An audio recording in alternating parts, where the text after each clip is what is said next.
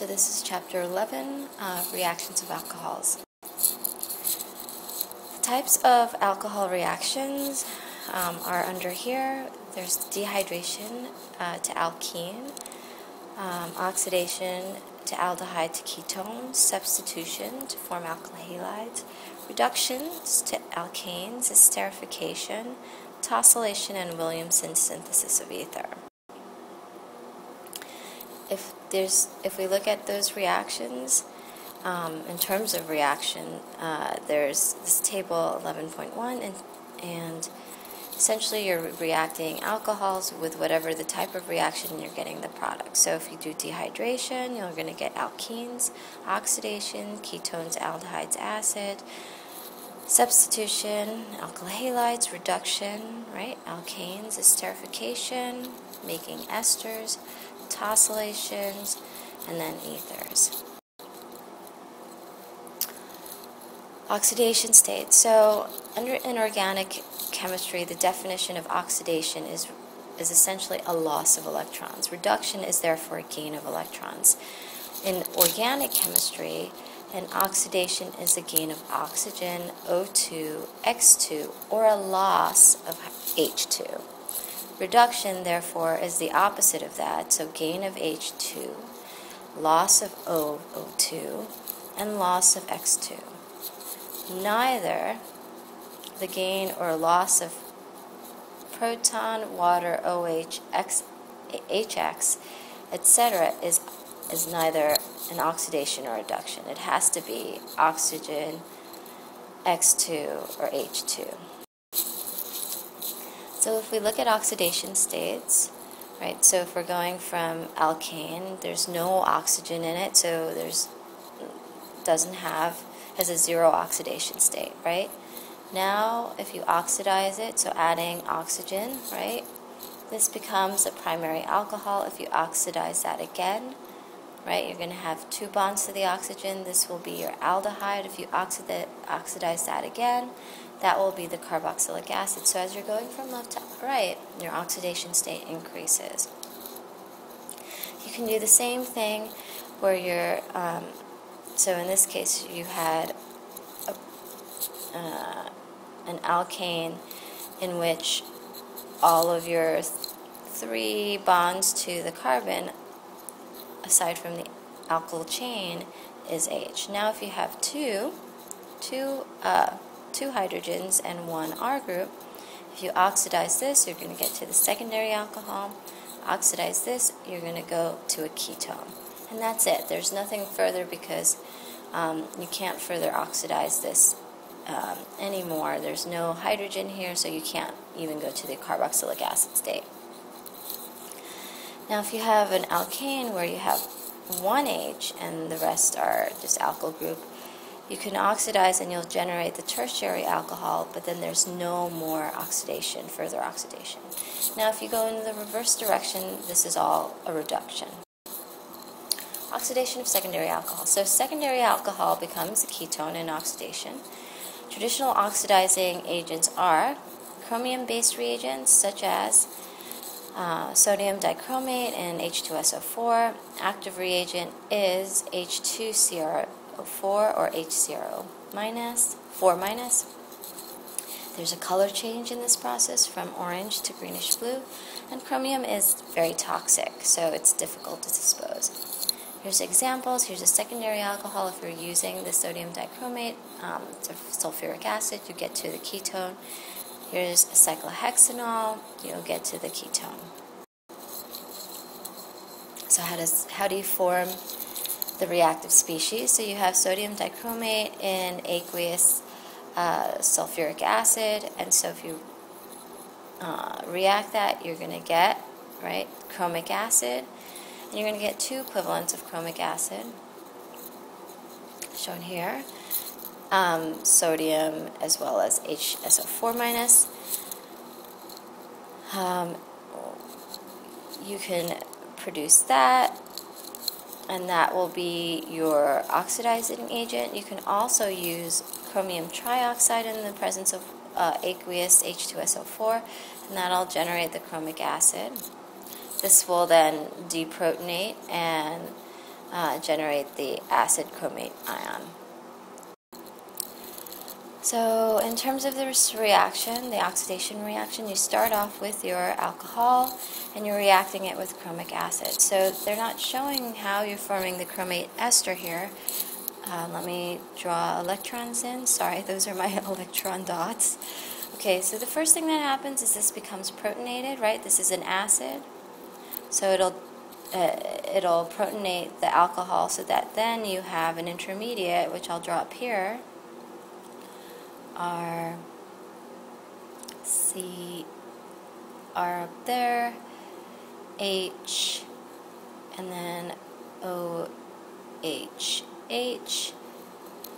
That's now, right, positively charged, and then that becomes a good leaving group. So then the O minus from the chromic acid, so OCrO3H, so I'm not going to draw that out, but it's O minus. Now that's going to react with this carbon, kick this off, so that you generate, right, the chromate ester and then the water.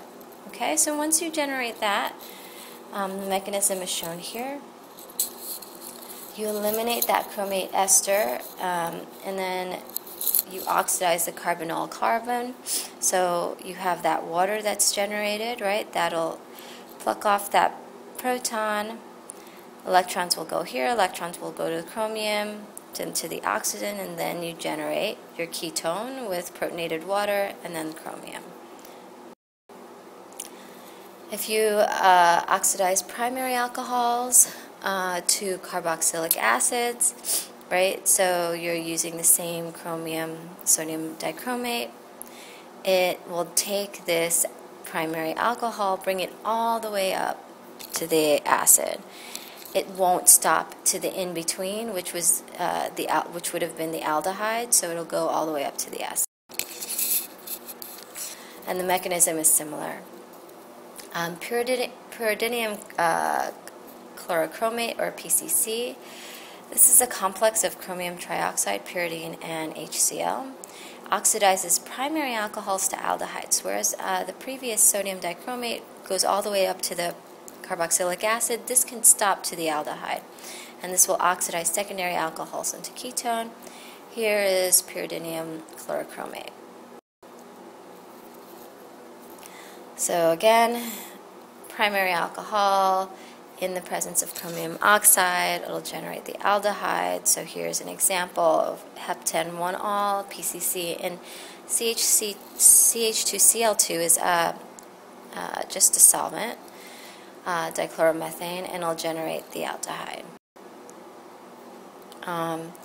Tertiary alcohols can't be oxidized. Carbon does not have hydrogen, so oxidation is difficult and involves breakage of CC bond.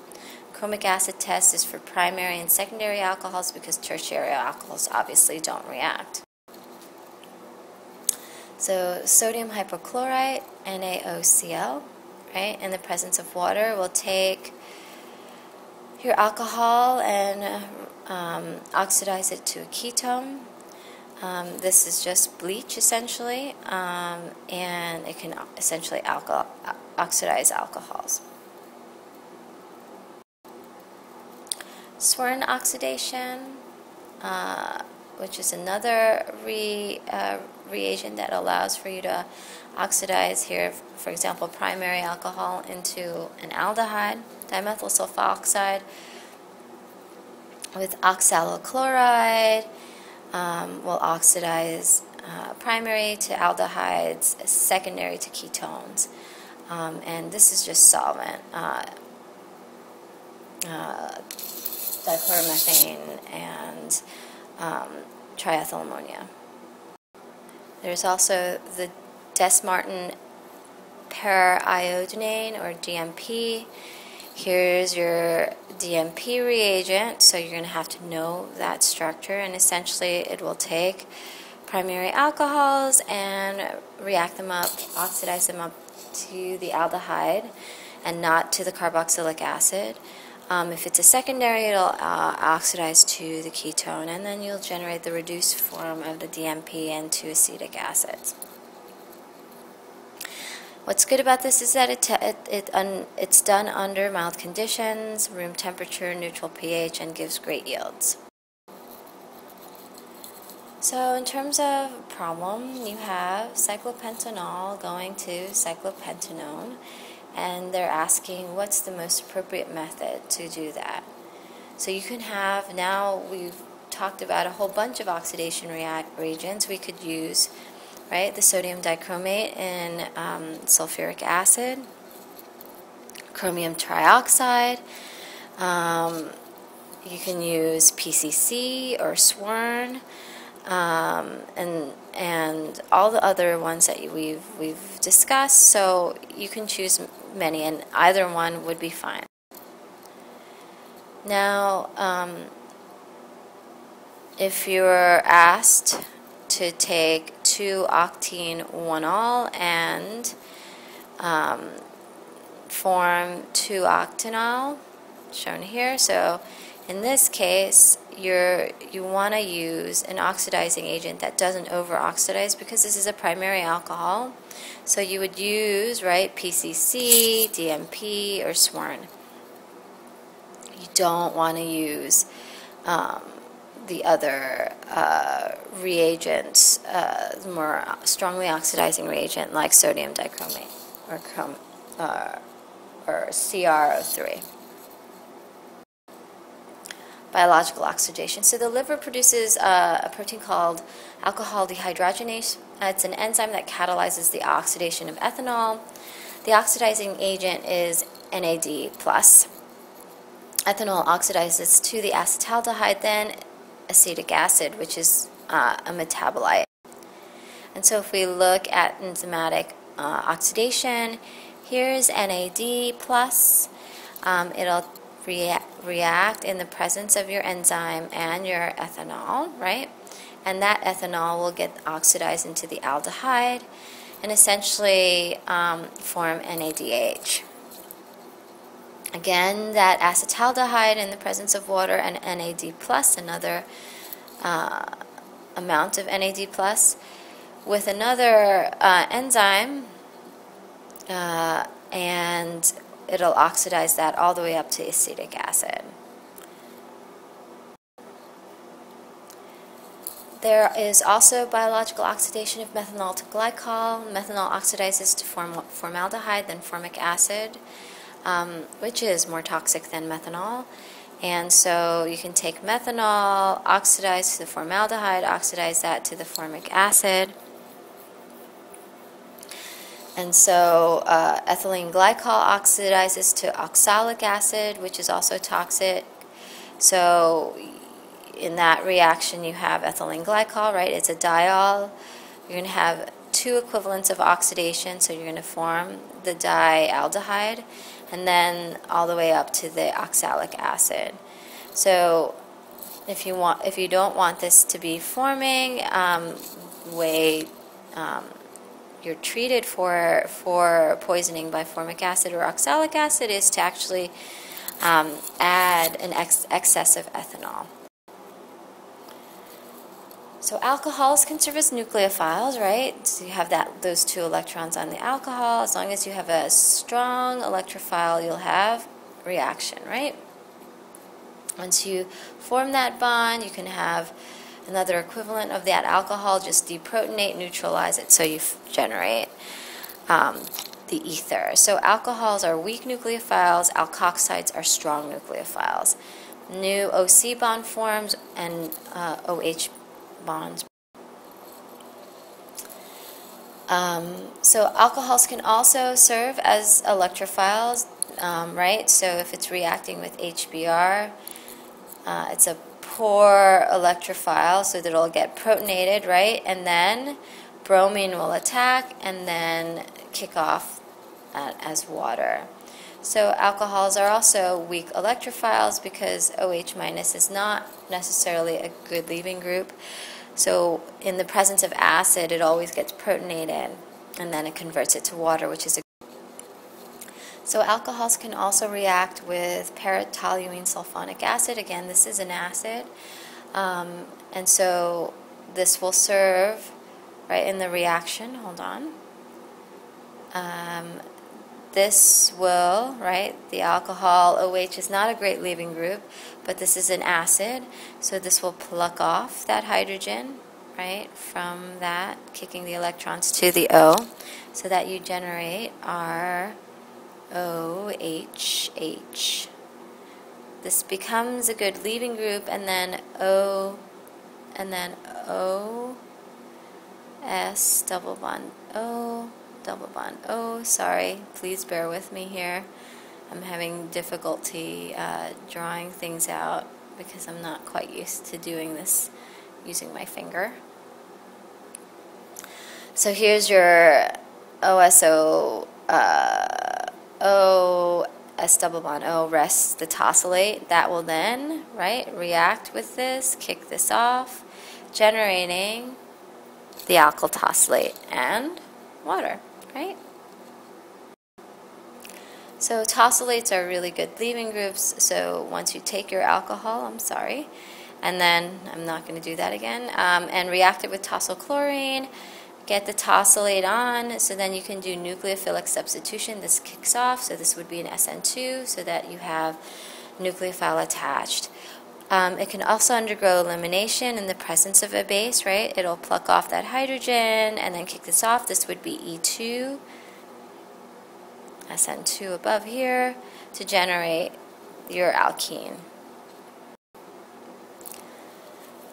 Again, this is just showing mechanism of SN2 reactions with tosylates, where the iodide comes in, kicks this off. This is an SN2 reaction. You go from S to R and your tosylate ion. The reason why this is a great leaving group is because there is resonance stabilization of the ion as the tosylate just hanging out there. As a result, you have the stable anion. An important thing to note is that tosylate esters are really useful. They are great leaving groups, often better than halides. Grignard reactions build alcohols, which are essentially converted to tosylates for substitution or elimination. Here are a summary of tosylate reactions, which is convenient. So all of these are tosylates. It can react with hydroxides forming the alcohol, cyanides forming nitriles, bromides, alkyl halide, alkoxide ethers, ammonia amine salts, which is something new that you haven't seen before, but that's what they can form. And if you reduce them with lithium and aluminum hydride, it goes all the way down to the alkane. Reduction of alcohols.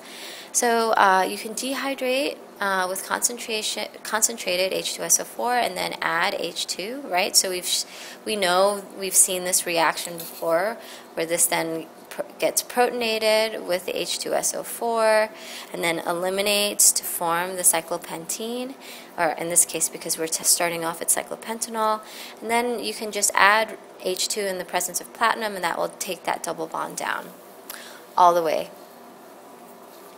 You can also make a tosylate, right, as we've seen in the previous slide, and then add lithium aluminum hydride, and that'll bring it all the way down. Reactions of alcohol with acids. Here's alcohol and acid, and so, right, electrons will pluck off or take that hydrogen. That becomes a good leaving group, and so you can add a halide or whatever have you, and that'll react, and this will kick off. And so, so you can generate the alkyl halide. So you can also take alcohols and just react them with acid, right? HBr. This will pluck off that hydrogen and come off, forming the carbocation. Bromine can come in, so you generate the bromocyclohexane. So tertiary and secondary alcohols react with bromine via SN1, and primary alcohols react via SN2. So depending on whether you have primary, secondary, and tertiary, you'll have different mechanism of reaction.